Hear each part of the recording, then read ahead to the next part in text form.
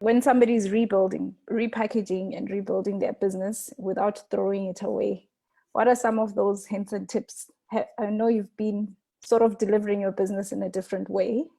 What has been great for you?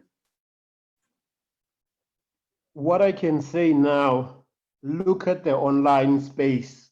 That's where the traffic is now. That's where everyone is going. We are still infants, of course. We are still young, but people have started buying online.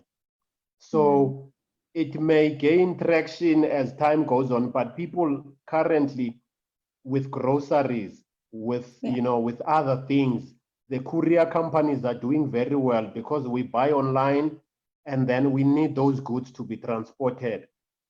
So there is a market emerging. We need to put our ears on the ground. We need to be curious. What is happening? In your township or in your area, people are ordering online, okay, but how do they get the product from the store? It means the scooters are needed. What if I buy 2 scooters, and give the store to say, rent these scooters, find drivers, give me money every week. So those are the ideas that are emerging to say, look at what is trendy and start contributing to say, I can see people are buying online.